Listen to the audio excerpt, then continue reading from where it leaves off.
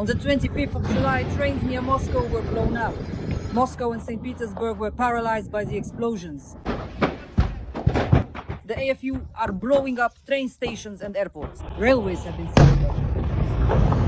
Boom, bada boom. The AFU are striking Rostov, the Moscow region, Moscow, Samara and petrochemical facility. There are drone wreckage on the tracks. 132 trains have been delayed. People are spending the night at train stations.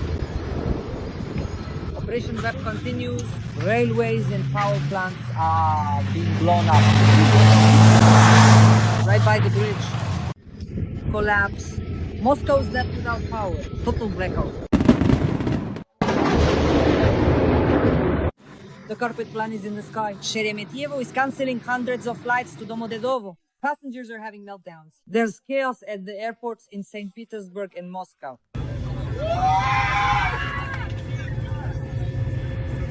A series of explosions in Kursk.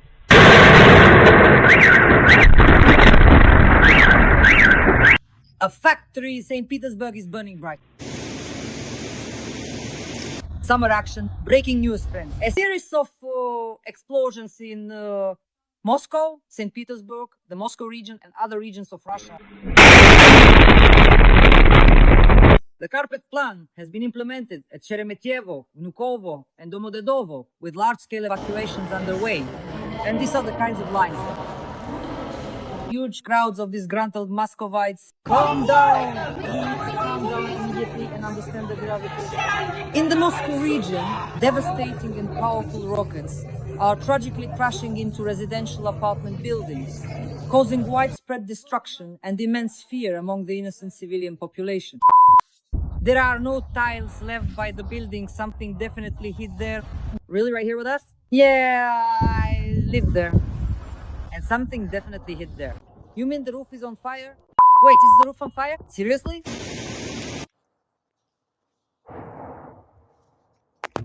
Don't you think we're turning into Donbass? Well, in general, we were really lucky in the bedroom because Moscow's air defense worked on Moscow apartments. Very thin, so there was a good curtain and the glass basically flew straight into it. And in St. Petersburg and the regions near that city, military factories were attacked.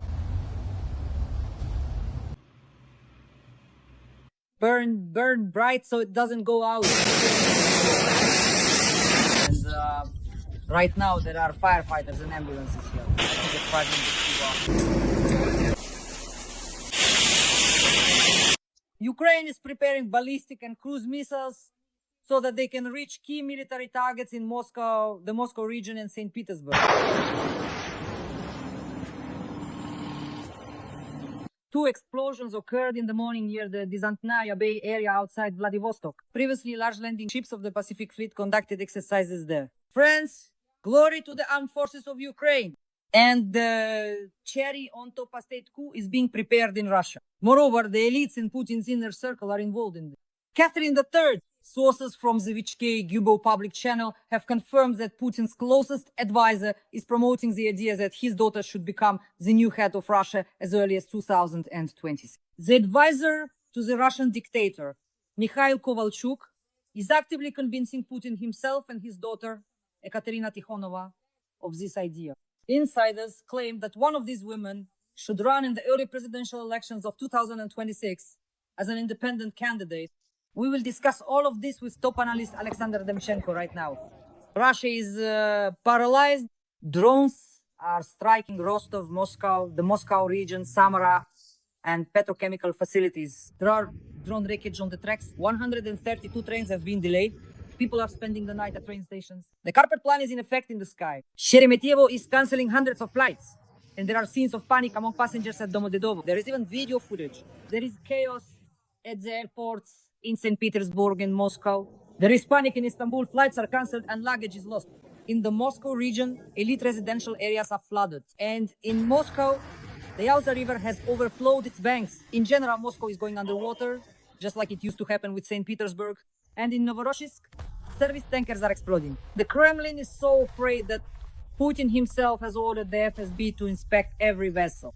Is this a new phase of the war or a total collapse within Russia? We'll break it down together with top analyst Alexander Demchenko. Sasha, hello!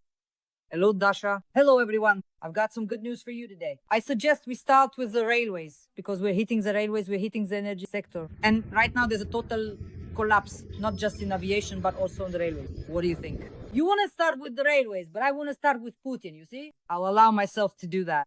You see, Dasha, you say, the railways are paralyzed, the airports are paralyzed. I keep sitting here thinking to myself, God, when will Vladimir Putin be paralyzed? Just imagine, we wake up, Putin is paralyzed, Putin has been paralyzed, and power in the country shifts. The question is, to whom?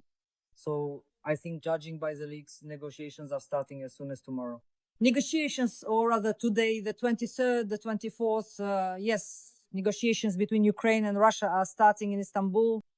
So to whom does the power transfer? The power transfers to the daughter. It turns out that Medinsky, whether he's sleeping with her, just friends with her, or putting some ideas into her head, Vladimir Medinsky has apparently become the closest associate of Ekaterina Tikhanova, Vladimir Putin's daughter. It turns out that now she's also the main person in charge of ideology. We just couldn't figure out what Medinsky was doing in that delegation in Istanbul. Why is he constantly leading it? Now it's clear why. Turns out the daughter put him there. I don't know what kind of relationship they have, a romantic or not, but it's obvious that this partnership will go far. As for the railways, obviously Ukraine were shouting so loudly, saying there would be a new wave in a month or a month and a half, a new offensive. So where is it? What happened to that offensive? Did it all fizzle out, fail, stall? Yeah, they promised to take Sumy, Kherson, Zaporizhzhia. So where is it? And how did it go? So what? To reach the borders of Donetsk region? So where is it? And how did it go? And what then? Why strike the railways? Let me explain. We are directly disrupting Dasha. Every single day we'll keep disrupting. Day after day, and harder and harder and harder. Every single day we'll keep hammering. Offensive plans are being disrupted. The summer-autumn campaign is already being derailed. And groundwork is being laid to bring Vladimir Putin to the negotiating table. Because if he doesn't get anything substantial this year, either anything he truly intended to get and achieve then, they'll inevitably force him to the negotiating table, and he'll sign a peace deal, but it will only be a temporary pause in the ongoing war, and nothing more than that.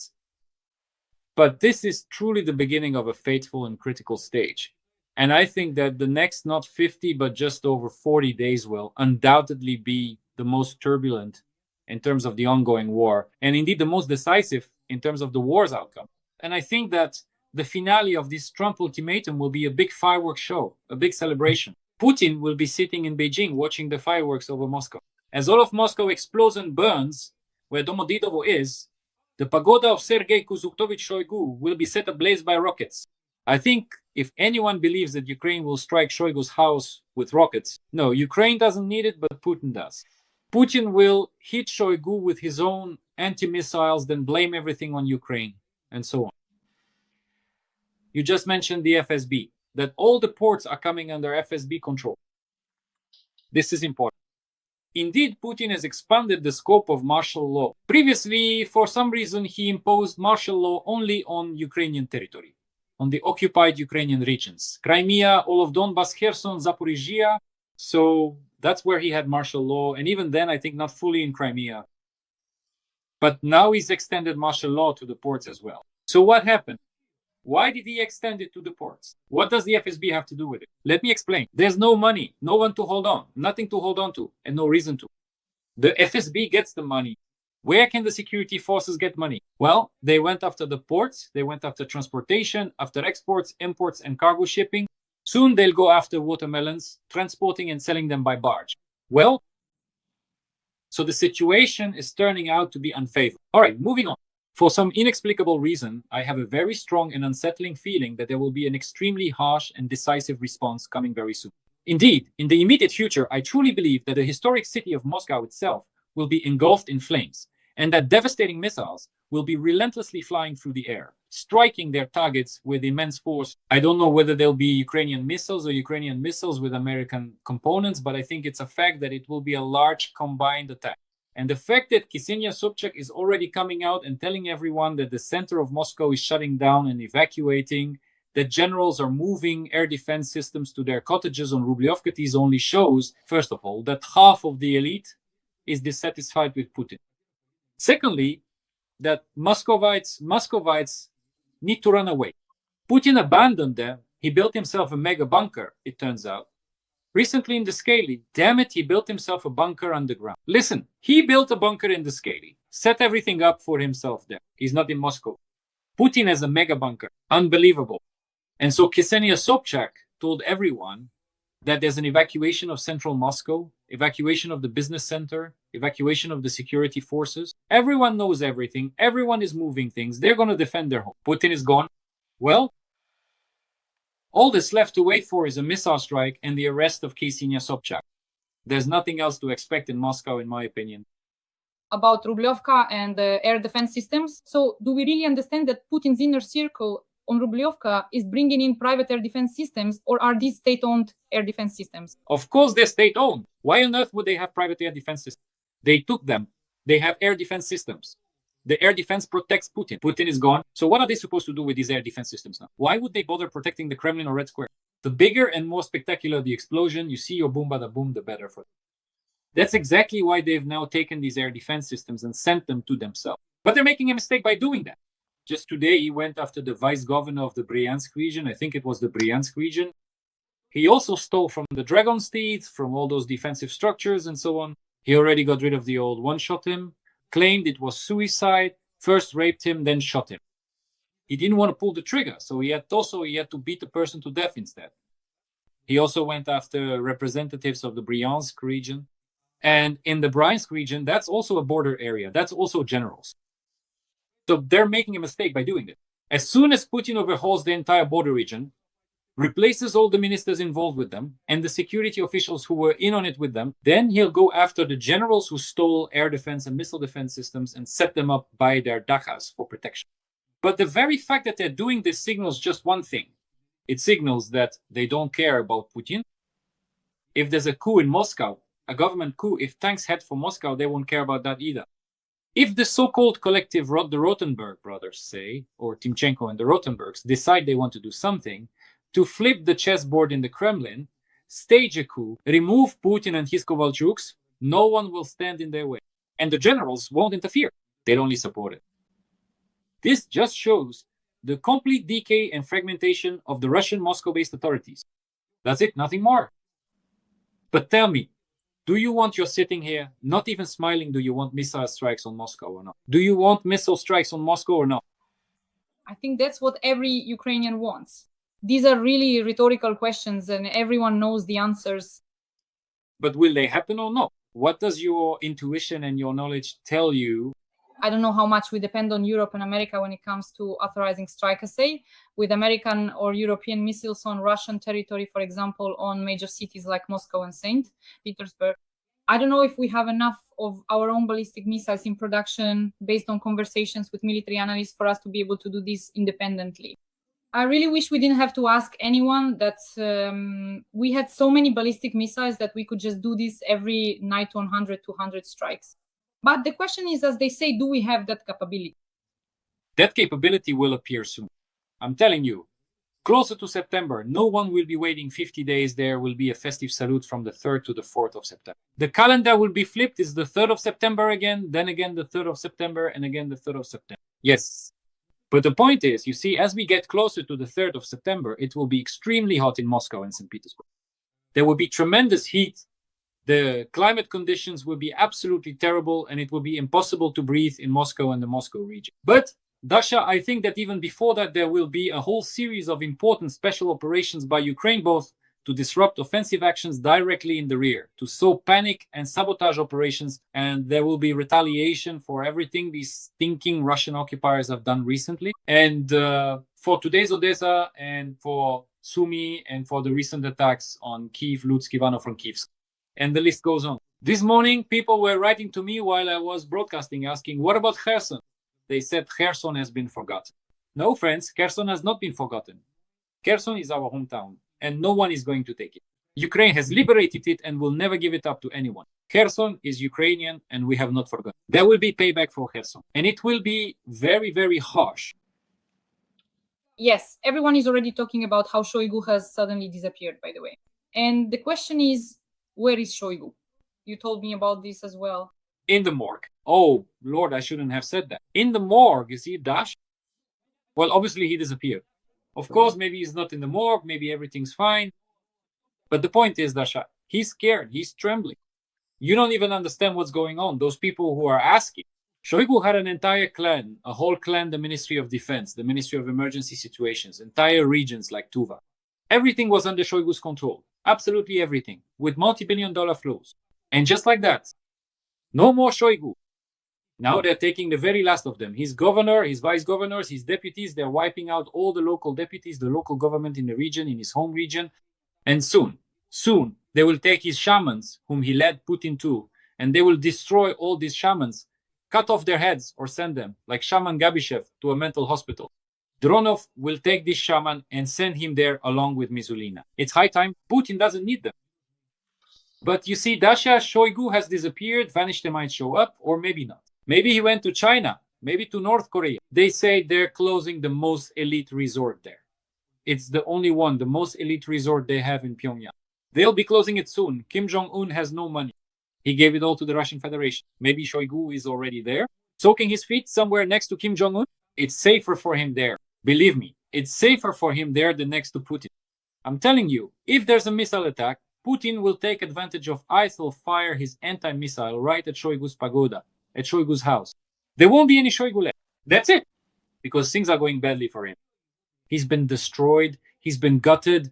Everyone around him has been taken out. They've all been imprisoned. Some have probably disappeared, like his deputy Shvetsova disappeared. The woman who was responsible for finances and was connected to the tax authorities, and for a very long time was the liaison with the FSB on behalf of Shoigu and the Ministry of Defense. Where the hell is she? She outlived the former Minister of Defense, but partly did not outlive Shoigu, and then disappeared in an unknown direction. A man simply disappeared. Well, Timur Ivanov. And then, further down the list, Salikov. How many of these people are there already? And then it goes.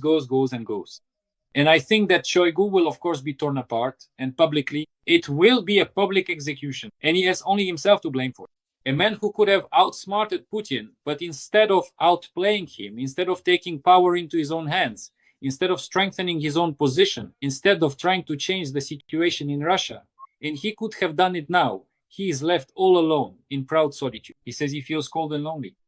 And the secretaries of the Security Council today, for example, Putin's friend Podnosova, the head of an important court, yes, the main court in Russia, the Supreme Court, has died. So what?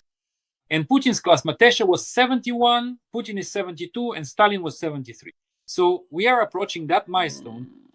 But Shoigu isn't young either. And I think they might arrange it so, as Professor Solovey said, the heart of the old warrior might not hold out. It might not hold out. Right now, strange things are happening in Russia. People are being thrown out of windows, and from their own apartments, people are committing suicide, shooting themselves, even though before that they were tortured, subjected to torture, and now Shoigu is disappearing too. Well, what do you expect from the negotiations in Istanbul? I don't expect anything. Medinsky will strip and put on a striptease show. A striptease for the poor in front of the Americans once again. Why is Putin doing this? For the poor, in quotes, why is Putin doing this? He's trying to buy time. He's showing, look, I'm normal, I'm not crazy. See, I'm going to negotiations. Just please, no sanctions. No tariffs, don't touch China. Let's meet in Beijing, the three of us, you, me, and Shyu. Let's talk on Tiananmen Square, where the communists crushed a hell of a lot of people with tanks. Let's meet, talk, settle, Yalta, all that. Trump and Melania don't need that. For this reason, Dasha, I think Trump won't go there, and Putin is just stalling for time. All this fuss is happening in Istanbul right now. Zelensky has set the task of freeing prisoners of war, various detainees, and moreover, I think the issue of children is still on the agenda. It's the main one, or at least one of the main ones for sure. And of course, this is about the configuration of a future meeting between Zelensky and Putin. That doesn't suit Putin for now, but Putin needs to buy time. But Putin doesn't have the opportunity to stall for time, because no one is going to fall for all these negotiations over a media dinner anymore. By the way, have you noticed that Kirill Dmitriev has disappeared? Well, in what sense disappeared? He doesn't negotiate anymore. He writes tweets, appears somewhere on various Russian media platforms, but he's not really there. He's not a negotiator. He negotiated, and now he's no longer needed. investments are no longer of interest to the American side. Now it's Medinsky. Now, Medinsky isn't of interest to Rutte or Trump or the Europeans or anyone. And what happens next? Now, Umerov's delegation is on its way. Today, Zelensky assigned him to be part of his delegation, the Secretary of the Security Council. Maybe Shoigu disappeared and went there to Istanbul for negotiations with Umerov. I doubt it, of course, Dash. But the point is, this invitation won't surprise anyone anymore, won't impress anyone, and no one will fall for it. 50 days, that's a specific deadline. That deadline is coming to an end. With each passing day, Putin has less and less time. If he doesn't sit down at the negotiating table himself and sign everything personally, he's finished. And the Russian regime is finished. Do you understand? We talk about a coup d'etat, and many say that the coup needs to be planned. But a coup happens just like that. In a matter of minutes, in a matter of seconds, in a matter of hours, when, say, the Tsar's son leaves the room and doesn't see his father being killed. They wish, when the security detail doesn't approach Stalin and allows him at Beria's request to die in a puddle of his own urine. When with Andropov, due to kidney problems, some very strange things happen when Gorbachev is suddenly locked up in Foros, or maybe not locked up. When Yeltsin, out of the blue, when no one expects it, says, "I'm tired, I'm leaving." Or rather, not leaving, he just said, "I'm tired." But Dasha, it happens just like that, in a matter of seconds, in a matter of hours. So there's no need to think that some kind of coup needs to be planned. It will happen in Russia, because the way things are developing there now, the situation, everything is leading to this. All these situations are pushing the Russian regime, the elite, part of the elite, toward the coup, even without Trump and even without. All of these will burst. It can't last forever. There has to be a climax, and it will happen soon in the coming weeks. Just wait. Sasha, regarding the aviation collapse, I saw that the relevant ministers came to Putin with a report saying the situation is catastrophic and they can't do anything to change it. So what's happening now in the aviation industry and in the railway sector is just a shocking situation for Russia. And I'm curious, after this, will the elites be capable of doing anything, or are they satisfied with this situation? If we think that after this, the elites will grab guns, Mausers, and go shoot at Putin and overthrow the government in the Kremlin, that's not going to happen. Yes, they are losing money. But at the same time, the people who coordinate all these flows are also losing their place in the sun, their lives, their freedom. Right now, in general, it's dangerous to be a minister. Right now, in general, it's dangerous to be any high-ranking official responsible for one failed sector or another. And in Russia, all sectors of the Russian economy are failing, at least the civilian part of the economy. And the defense industry has come to a halt, by the way. Do they want to, or do they understand that they are trapped in a pit where Putin will shoot and hang them? Yes, they understand. Can they do anything about it? Because any attempt to leave or escape will be punished by public execution. Publicly, in front of everyone, it will be an execution for all to see. For example, if Lavrov decides to run away, he will be killed, hanged in public, put on display at the pillory. If Peskov shaves his mustache and tries to escape with secret documents, the same thing will happen to him. Even Mussolini will be dealt with. The fundamental problem is that Putin first made everyone sign in their own blood to initiate this full-scale devastating war. And now, tragically, they are swallowing that very blood. And soon, they will inevitably drown in that same blood. They will indeed drown in the consequences of what they themselves so willingly signed up for. Because it's important to understand that Putin doesn't need any of them. The oligarchs he has already wiped out. The propagandists he will soon wipe out as well, his own oligarchs. His wealthy associates, whom he's starting to wipe out, beginning with the Rotenbergs, his ministers, his deputy wants to replace them with ordinary Russian occupiers who are completely brainless, won't make any decisions, and in general, he doesn't need the State Duma at all. Some senators, whom he started removing out of the blue. Governors and vice governors, like a ladder of governors and generals who profited during the border war. Everyone, all the masks are off. Do you understand? Putin has started a vendetta. Putin has started killing his own people. Now the spirit of Ivan the Terrible, Stalin, all those tyrants has finally descended upon him. There is no other way forward. I don't envy them, all those people who supported the war, because now they will become victims of the regime they supported, the regime they nurtured, and maintain all these long years. The fact that Putin is sending the FSB to inspect ships in ports, does he fear attacks? Or why, after the tanker explosions, did Putin order the FSB to thoroughly inspect all ships in the ports? His level of fear is off the charts. The control is no longer just military, but some kind of paranoid, forceful control. What could be behind Putin's order to inspect every vessel? Is he afraid of sabotage, or does he simply no longer trust those closest to him, his inner circle and the air defense? No, look, there are two components here. First, he is, of course, afraid that there might be some kind of provocation. It's not for nothing that they shut down all of Kamchatka, fearing that there could be some sabotage in the ports where the Pacific Fleet is stationed. It's not for nothing that there have been massive, truly colossal in scale, special operations by Ukrainian forces and intelligence agencies on the territory of the Santaya Bay, where part of the Russian Federation's Pacific Fleet is also located. All of this has already happened.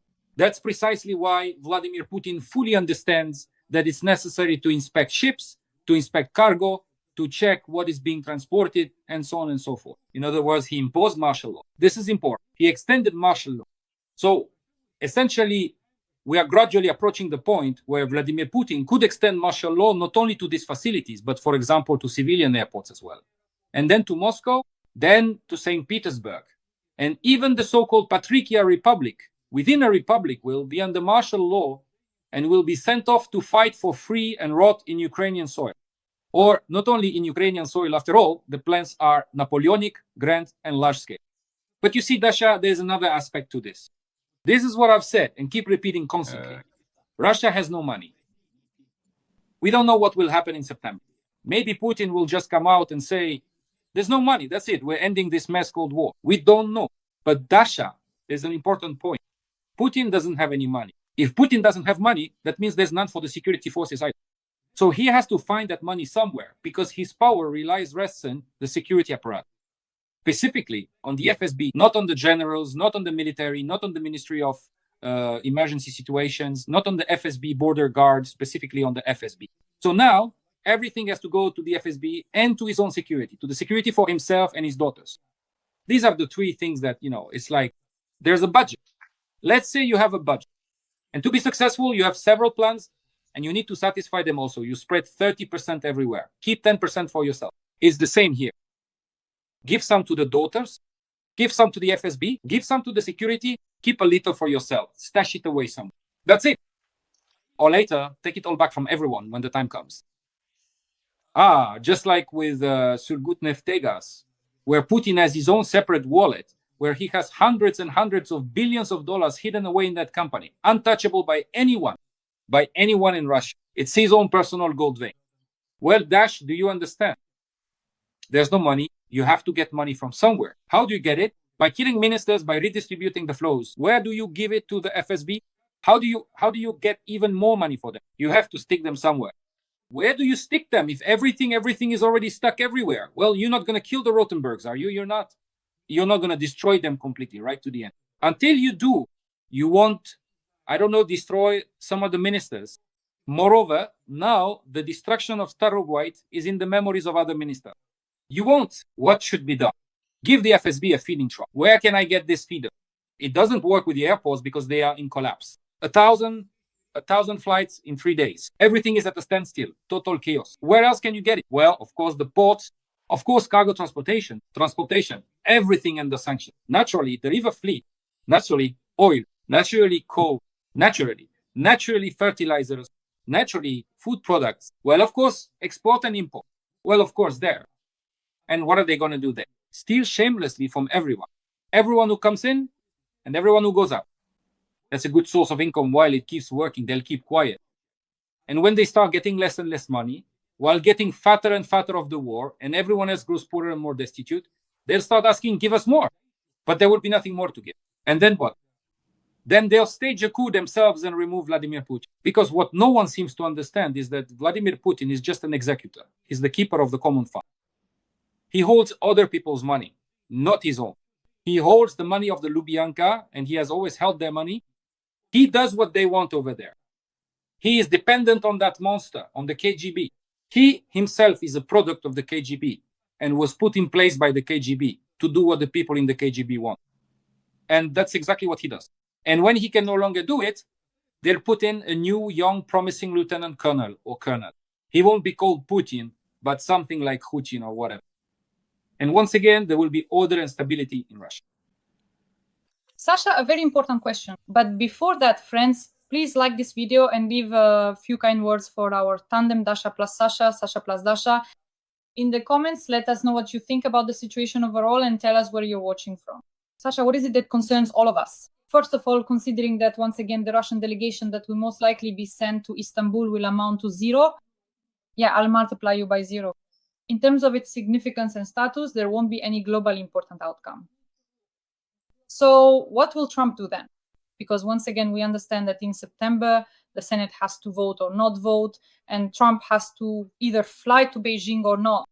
The question is, after yet another failed round of negotiations in terms of achieving a ceasefire, which is very important, what actions might Trump, our European partner, take when he sees that once again Putin has deceived him, tricked him, and so on? There's nothing new to expect that. He said he would close the Ukrainian sky and supply Ukraine with Patriots, but they won't be sent to Ukraine in just 1 week. It's a process. It's obvious that Donald Trump will be supplying Ukraine with weapons so that Ukraine can strike Moscow. He didn't just ask Zelensky, why aren't you striking? No weapons? Well, fine, I'll give them to you. It's obvious that he will be preparing not just one special operation for Ukraine, a large global joint American-Ukrainian or American-European-Ukrainian special operation, while Putin is dancing in Tiananmen Square with Xi Jinping in Beijing. But the point is, this will happen. Isn't that enough? And what about the sanctions he's planning to impose? Look, the Indians are already getting nervous. Right now, negotiations between India and the US are very difficult because Trump wants to impose a 26% tariff. The Indians don't want that. And now he's saying, if you trade with Russia and buy Russian oil instead of mine, or say oil from Guyana or somewhere else, then you get hit with 100% or even 126% tariff. Tell me, do the Indians even need that? Number, what will they do? Will they refuse Russian oil or just buy much less of it? And at an even bigger discount? And what about Indonesia? What will happen with Indonesia? And Japan, which just out of the blue bought its first batch of Russian oil, will it keep buying it? Number, and will South Korea be trading there? Number, and what will happen, for example, with Turkey, with the Caucasus countries, or with the countries of Central Asia? Will they do anything? Number, will the hub in Turkey remain as it is now? Number, will the situation in the Black Sea region change? Yes. And will trucks carrying Russian goods be allowed to pass through Bulgaria into Turkey? Not as many. There won't be that many. Everything will shrink to the bare minimum. Can Putin's economy survive without all of it? Number, that's why it's already a lot. It really is a lot as it is. Biden never gave Ukraine 17 Patriot systems despite all his support. This one will, we all used to joke and say, well, probably 3 or 4 launchers, 17 full-fledged systems, 5 of them are being taken just from Switzerland. The Swiss are in shock. They say, damn, we never expected this at all. There you go. Just from Switzerland alone, 5 units. Germany has now said it will immediately transfer 2 units and so on. They'll find them. They'll find and deliver. Is that not enough? Considering that he's also dealing with a huge amount of other things, listen, I'm not defending him. I don't like many of his decisions. I'm not a Trump supporter by nature. I'm not a Democrat. But Dash, you see, the point is this. You have to work with the administration you have. You have to appreciate what you have. And you have to work to make sure there's more and more of it. Right now, the ball is in Putin's court, but the score is unexpectedly in Ukraine's favor. Yes, he's shooting. Yes, he's tormenting. Yes, he's terrorizing the ordinary Ukrainian civilian population. Everyone can see this clearly, including the Trump administration. Thank God Melania turned out to be a normal, kind-hearted woman, a lady, a first lady who was helped to see things and who is now helping Trump to see and understand all of this. But the point is that right now, Putin has problems, and these problems are big. And as I said, these problems are only going to grow and escalate day by day. And that's good news. If Trump does what he promised, and Congress helps him with this, and if Congress pushes even further, then I think Putin is in for some very, very dark days in the coming months. This August is going to be very dark and unpleasant for him. And if August is dark, then September will be the last. Sasha, this is a very important point. You always say that most likely Trump will not fly to Beijing. Today, as I was preparing for this interview with you, I saw that Trump's special aide and Xi's aide are discussing a meeting in Beijing. So could it actually happen after all? And what kind of signal would that send to the world? First of all, they're discussing a meeting at other events, at other venues, at the end of October, beginning of November, from the 30th of October to the 1st of November. That's the first thing. Second, at one of the summits, and it doesn't have to be in Beijing. Second, there could be a separate meeting in Beijing, but without Putin. Mm-hmm. They have a huge number of issues that need to be resolved. He won't be gathering with the three of them there because he understands perfectly well that it is China orchestrating Russia's war against Ukraine. The issue with Taiwan needs to be resolved with China. The issue of global security as a whole needs to be resolved with China. The issue of Iran needs to be resolved with China. What does Russia have to do with it? Russia is making trouble, but it's not the one running the show. Beijing has been running the show for a long time now. Here, Russia is subordinate and dependent, very dependent. In fact, let me remind you that the entire Russian Federation's reserve, the so-called National Wealth Fund, is in yuan. The money there is in yuan, not in rubles, not in dollars, not in euros, but in yuan. Russia is completely dependent on China. China is behind all of this. And North Korea, the whole Korean story, the Korean Peninsula, all of this, is directly connected to China and its decisions, to Xi's decision. And Trump will meet with him, yes, and discuss a whole range of issues, negotiating on many, many topics.